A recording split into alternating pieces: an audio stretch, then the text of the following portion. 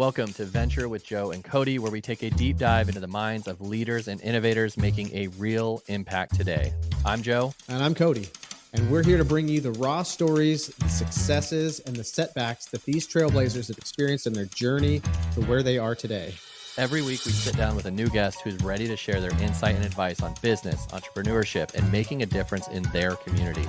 From local community members to industry experts, you're going to get the unfiltered truth behind their success. So whether you're an aspiring entrepreneur, a seasoned professional, or just curious about the business world, join us for a journey of learning and inspiration. So let's grab a drink, settle in, and let's get started. This is Venture with Joe and Cody.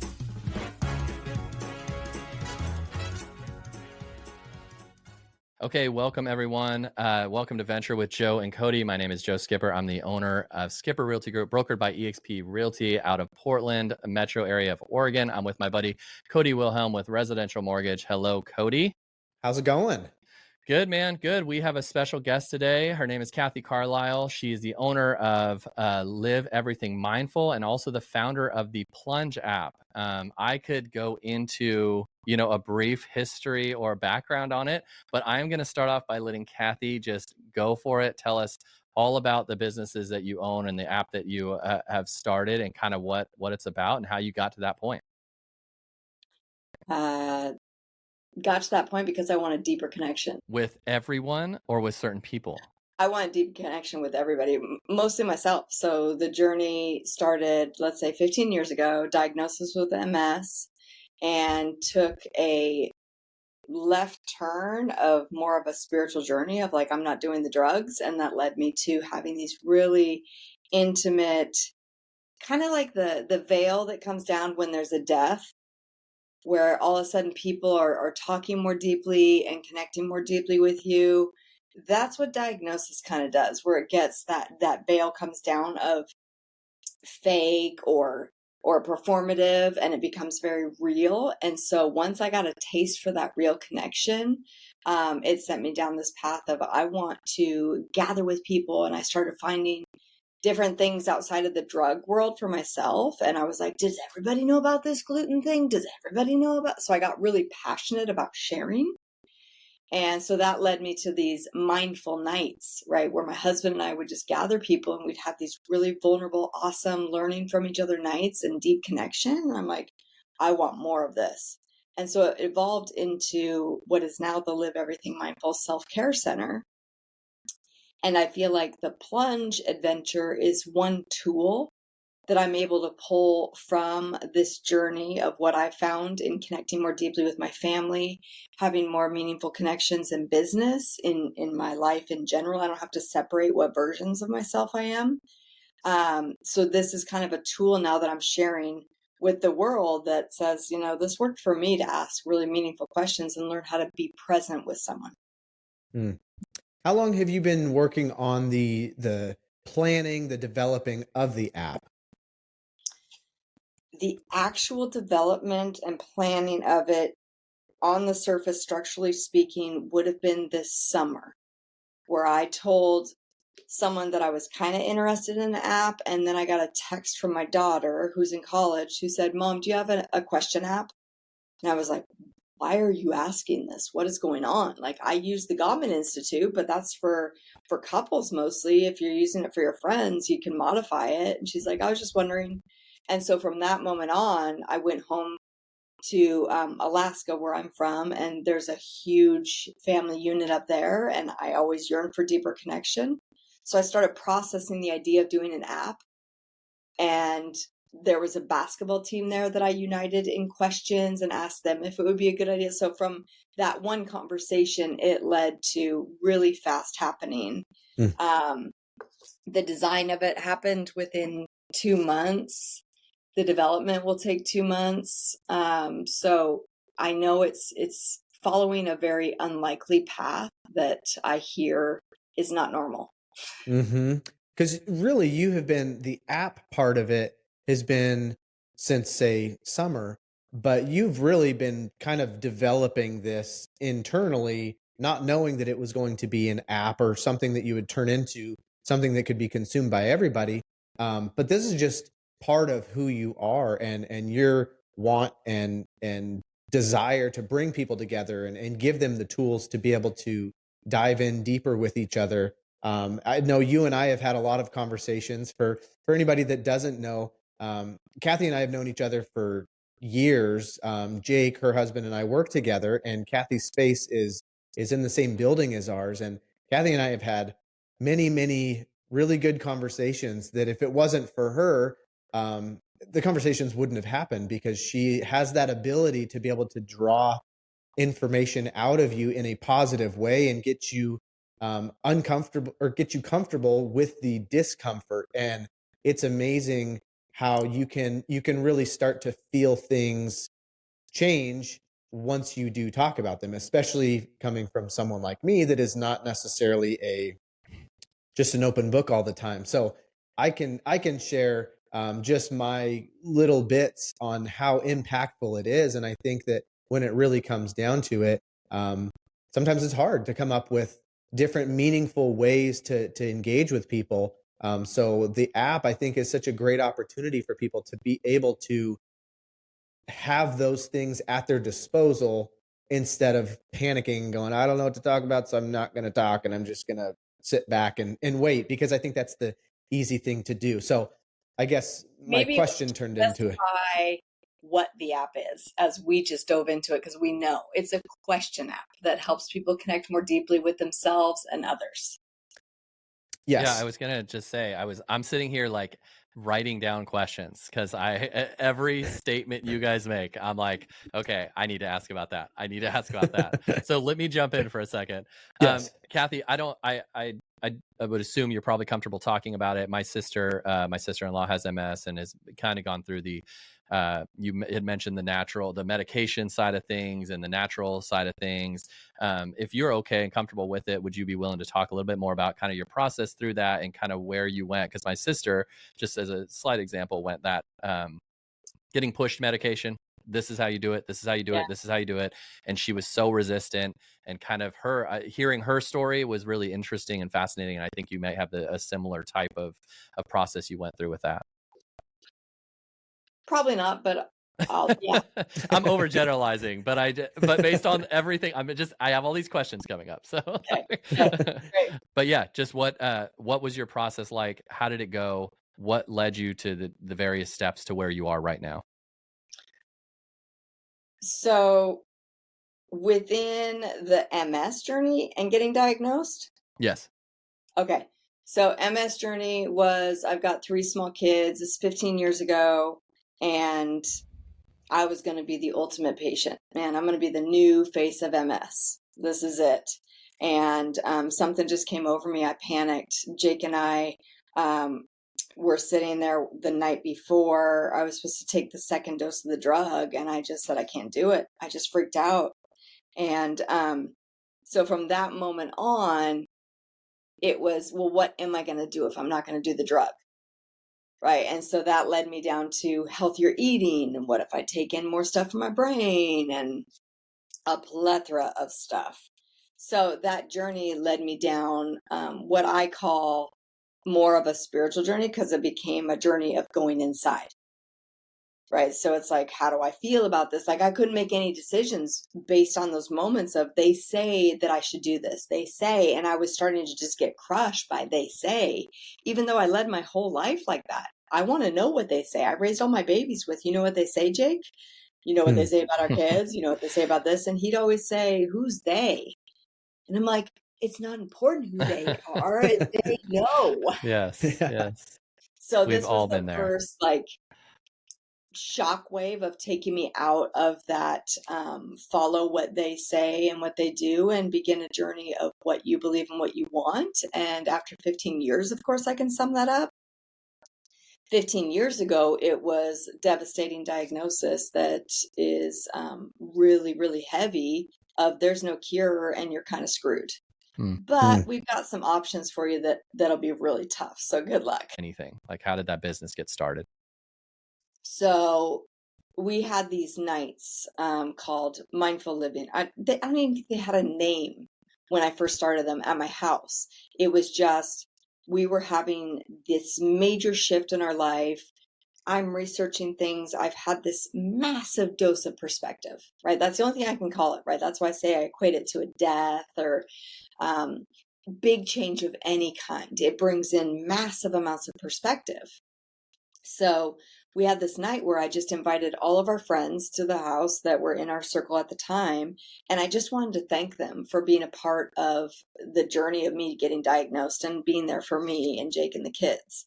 And from that night, there was this moment, I remember in the moment thinking it, and then really quickly in hindsight, right as the night ended, I was having this awareness of when the night started, we get together and the conversations were, "Hi, I'm Kathy. This is Jake. How do you know Kathy and Jake?" And it was so uptight and formal, and it's in my house.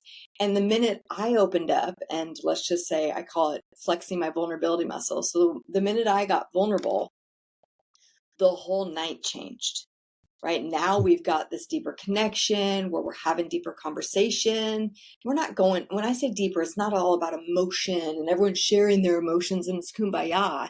It was just a deeper connection. It was beyond a networking night. Well, then I'm in a photography career at the time.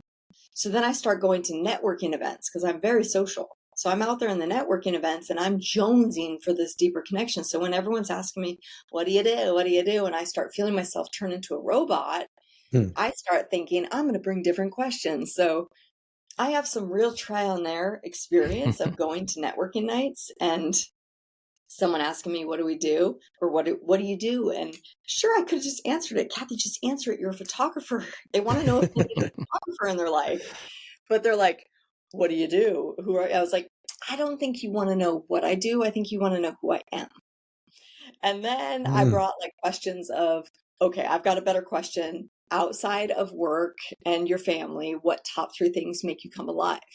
And I was getting really dramatic responses that were confusing me because some people would be like, what kind of question is that? What am I not alive? And I'm like, why did they feel threatened at that? And I know in hindsight, I know it's a very threatening thing to go out of the norm. It's like WALL-E, the cartoon WALL-E, when they fall out of the chairs and they're looking around and they're like, wait a second, has this been here the whole time? So it's that kind of feeling of like, why is this person talking to me? That we're out of robot mode. So those kind of nights, those interactions, all the things I'm studying, these deep connections I'm having through photography, because I'm even taking photos differently now, that perspective sent me down this path of other people want to know what I'm doing. Because I'm always blogging, I'm always doing these things, and people are so interested. And so it led to this mindful eating, or mindful living was the first name we gave it. And it was with a friend who was going through a diagnosis of her own of an autoimmune. And so she was doing all this research on things to eat differently. And so with both of us doing these things and finding new businesses, our passion was contagious, right? So we're like, let's host an event. Let's do this. Let's do a podcast. People want to listen, right? So there's this like call and response of like, why am I doing this? So we got to these nights and they're hugely successful where they're just more mindful networking events, right? And we're getting these deep impacts and moments from it. And the more metaphysical I got, the more religious she was getting. And in her mind, those two things were opposing. And I was like, we're speaking the same language. What are you talking about? And so the more open I got of like curiosity and did you know the moon and this and astrology? Like, I'm just a curious person. So I'm trying on all these things and not taking any of them really serious, but learning about them. And it was a threat to her. So we split. And as a result of us splitting, there was something in me that was like, I'll show her that we're speaking the same thing. So I had my own first event that I called Live Everything Mindful. And I had the author of the Shack, Paul Young. I had connected with him and we had this awesome moment. And I said, would you come talk at my event? Because he heard that I was speaking the same language and he clearly speaks this language without going into the surface stuff of we believe the same thing.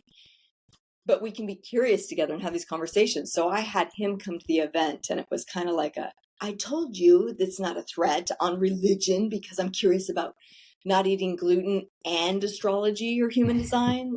So that Mhm. curiosity, the curiosity that led me to find someone or something will fix me, I learned I had to put in a container of, wait, people want this and I can't keep giving my time, and I have to figure out what kind of business this is that I'm running.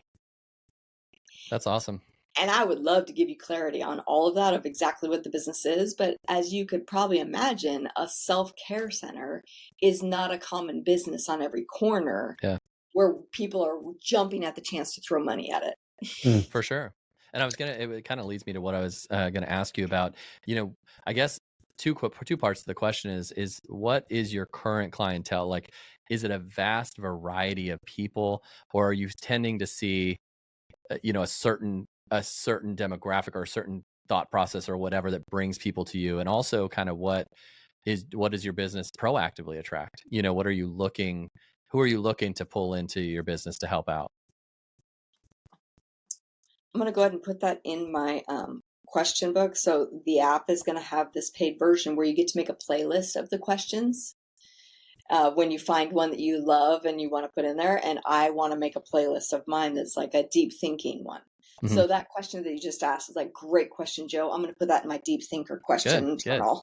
You've But made it. it feels like, okay, so back in the day, and it's calmed down because I have a real strong voice when it comes to this. Back in the day, let's say a man comes to an LEM, Live Everything Mindful night, or they have a one-on-one with me. The first thing they would say is, oh my gosh, my wife needs this. Oh my gosh, my wife would love this. And I just got progressively more and more aggressive. I was like, your wife doesn't need shit. Your wife is Mhm. what, like, we don't need to fix your wife. You're interested and you're curious. So it was like this immediate, wait a second, this person is feeling inspiration and they immediately want to give it to someone else. So as much as it was about women typically that were more interested, that's not the case anymore. Jake and I do this together. So Live Everything Mindful, you know, we've got these 9 sections of mindful money, mindful eating, mindful movement, mindful relationship, right? So I can interview anyone in that mindset. Jake's had plenty of mortgage stuff on there of like mindful finances, how to help your kids grow into independent adults. The videos that Cody's doing of like how to build good credit. Like there's things that you could do mindfully that will set you up for success in the future. So whereas I'm just trying to be a catalyst and an igniter of curiosity, most people, and mindfulness, because of my journey with MS, I do have to live everything mindful. And most days, you can bleep me out, most days it's live everything fucking mindful. Like I have to watch every step I take. I have to consciously say I'm going to drink and talk at the same time. Like this whole mindfulness thing has gotten out of control. I guess I'm like I have a zillion questions, but I guess and sorry, Cody, I'm taking over, but I just No, like you're I good. have like you know Kathy and know some I of know her Kathy. journey. You're I learning, want to Kathy. get to know. I want to get to know so much stuff. I guess Yes.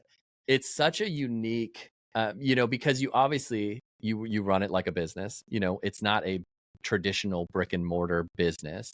What would I guess like you know, what advice do you have for people not only, you know, that have a passion for something or have something that is burning at them to get out, you know, or provide value to someone?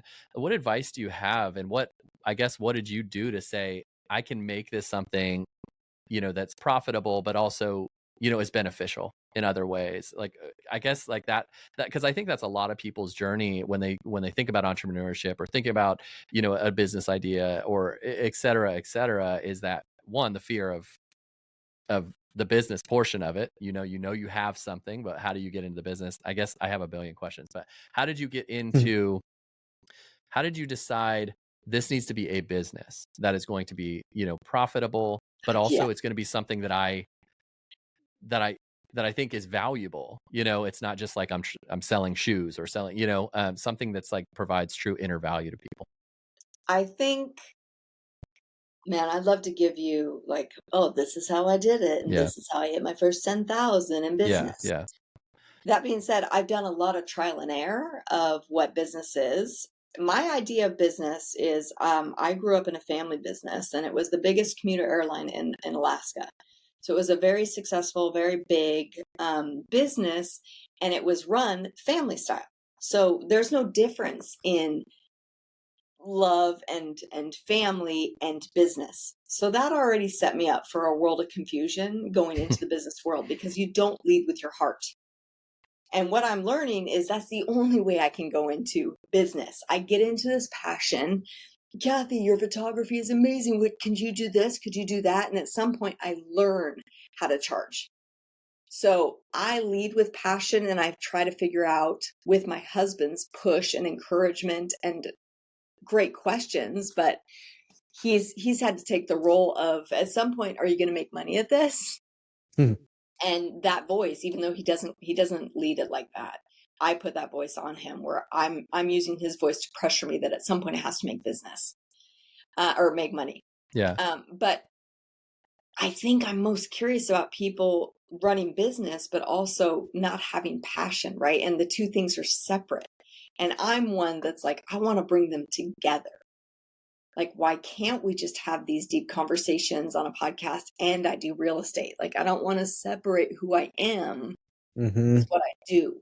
And so I'm all about morphing those and encourage that morphing, because I know the separation that I have to do in order to do the version of business I think business is, which is very cutthroat, and there's no room for emotion. And I am a highly emotional person, so the two things are not working together, but I know they can. So my advice I would give is, first and foremost, be authentic. And two, go fuck it up. Yeah. Like, I wish someone would have just said, yeah, great idea. It sounds like a great idea. Go see what you learn. Go fuck it up, Kathy. Yep.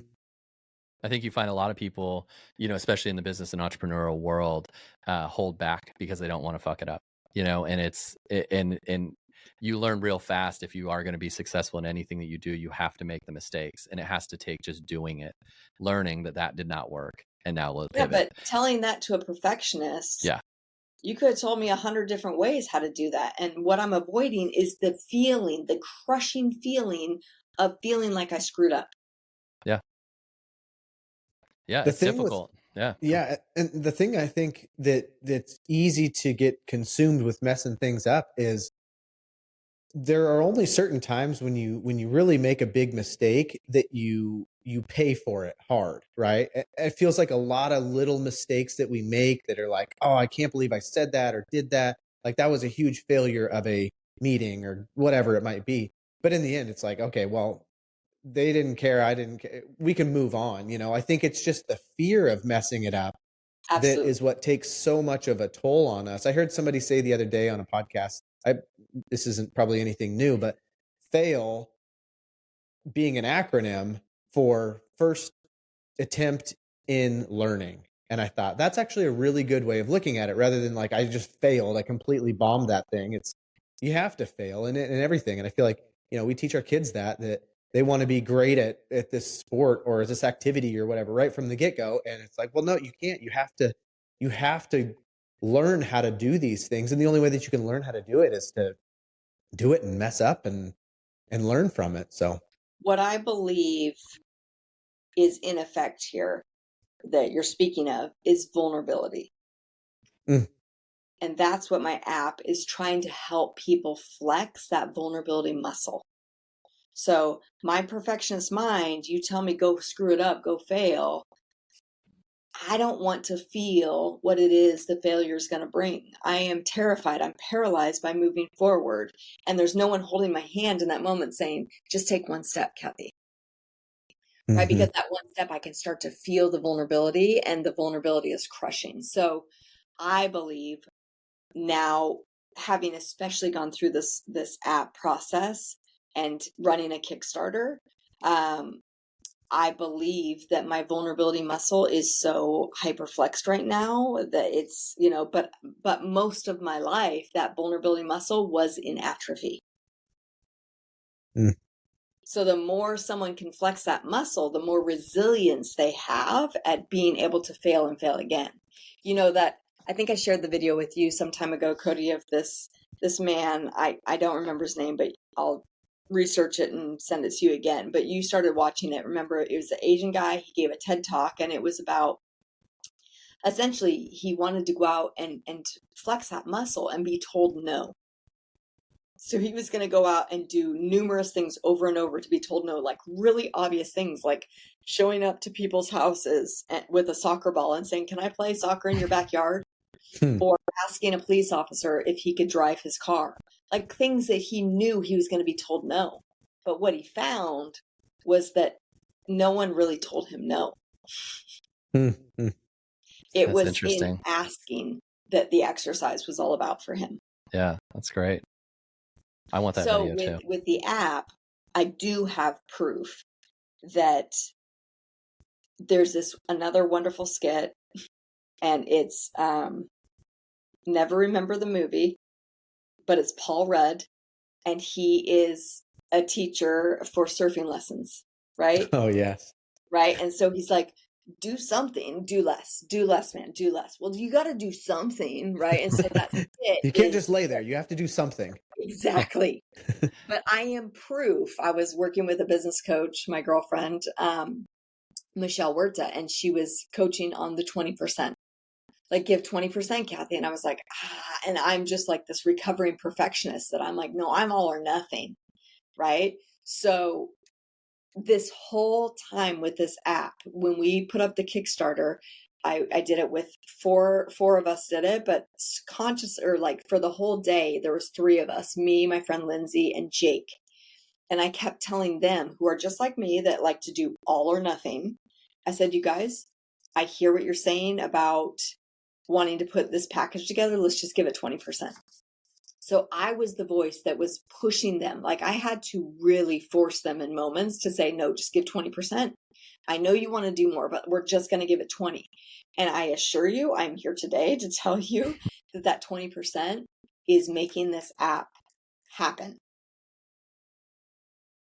If I wanted to do the 100%, I still would be paralyzed at the starting line for sure.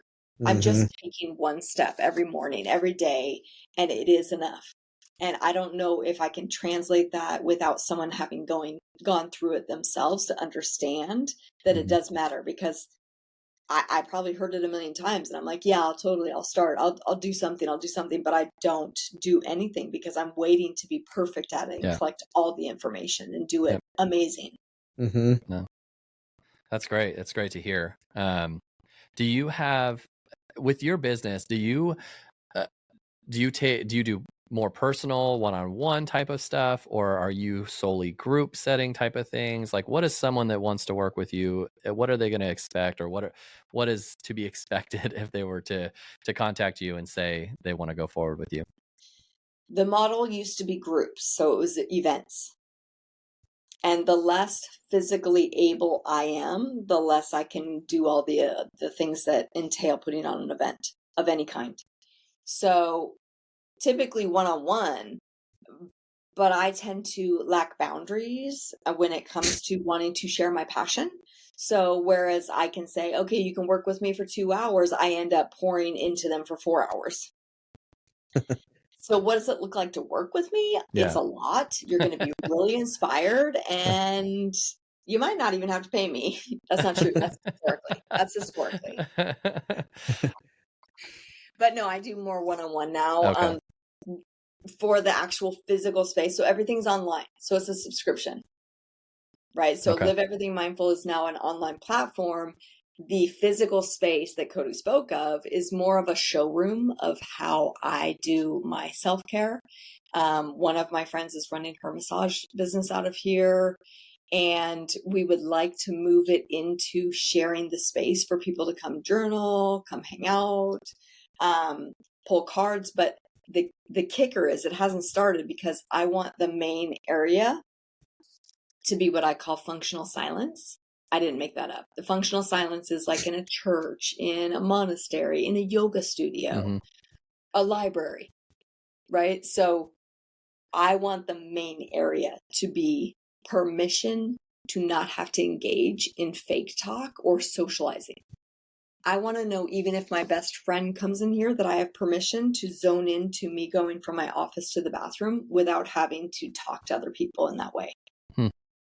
So I want to help raise people's autonomy and sovereignty of like, hey, you can speak if you need to know, like, hey, where's the bathroom or whatever you need. But for the most part, just quiet down, like stay inside, use your eyes, use your senses, be present in the space so that you can take that outside of your day and have a little bit more of that mindfulness for yourself and embark on some self-care on your own.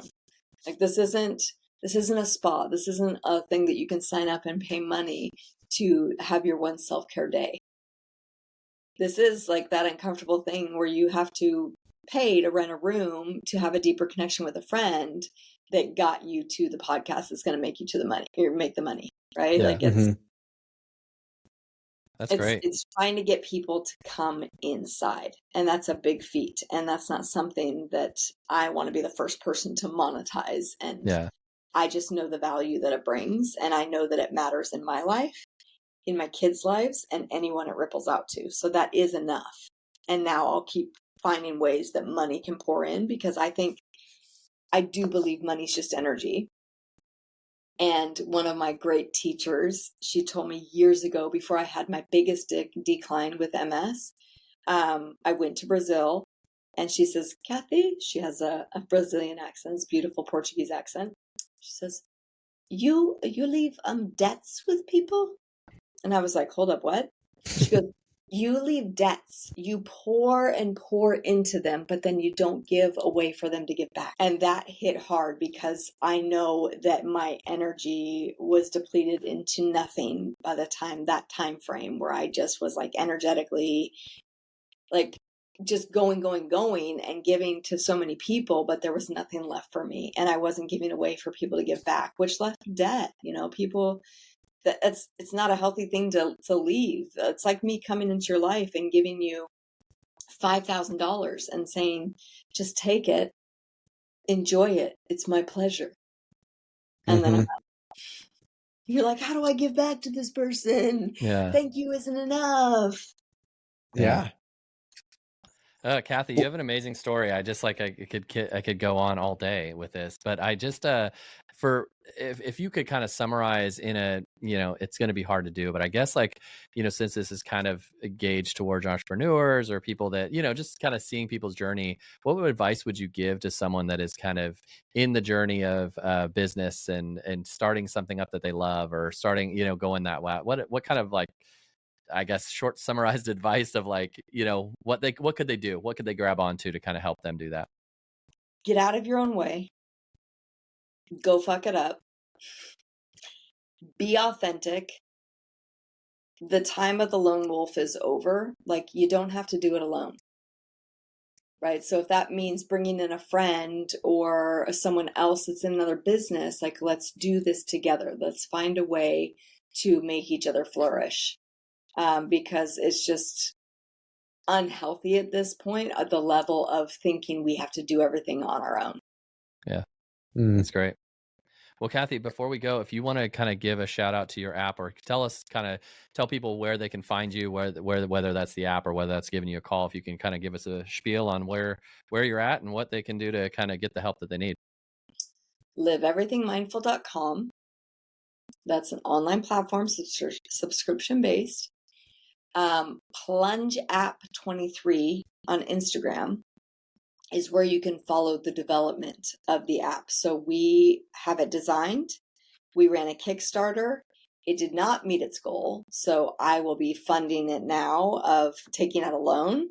And so now, once we get this in development this week, it should take about 2.5 months. So we'll be running betas with everybody that was a part of the Kickstarter in about 2 months to try to break the app before we give it out to the world. So everybody should be able to purchase it in about 3 months, I guess, tops. That's great.